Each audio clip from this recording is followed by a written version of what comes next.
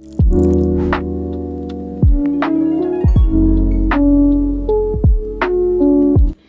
everyone. Supporting individuals with learning needs or special needs in the workplace is a very important. And in the society that we live today, we don't even see them regularly in our workplaces. And people don't employ them. Let me come clear. People do not employ individuals with special needs.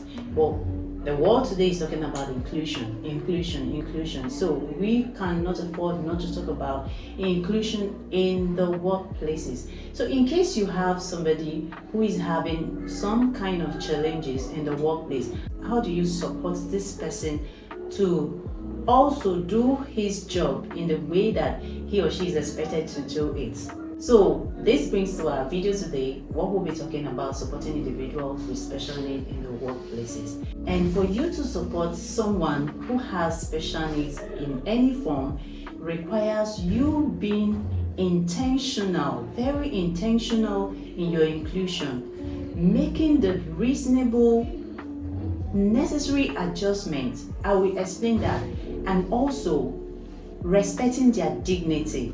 You have to understand that this person, let's say someone who has attention issue, is not able to focus for a long period of time to complete a task. So you, the employer, and you, the colleagues, you have to understand that if others are taking 10 minutes to do this task, this young man is going to take 20-30 minutes to do this task. That is inclusion. Making the necessary adjustment, create an environment, an enabling environment, both in the physical structure and in the emotional structure, in the relationship, to understand that we have an employer who is a special need that needs some level of attention. Make all the necessary adjustments. If you have someone on the wheelchair, make sure you have the ramps. If you have someone who is visually impaired, make sure you have the joystick that helps the person to navigate around the environment.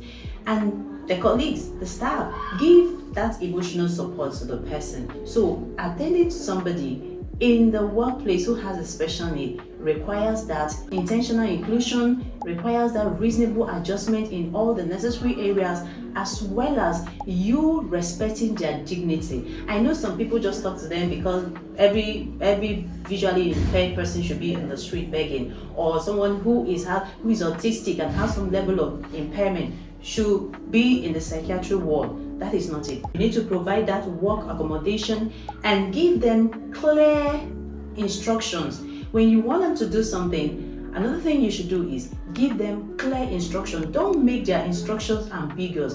Do not use idiomatic expressions for them because they do not understand that. People with autism or other neurological disorder or developmental disorder do not understand idiomatic expressions. So in your communication with them, speak in clear terms. In your giving them tasks to do, speak in clear terms.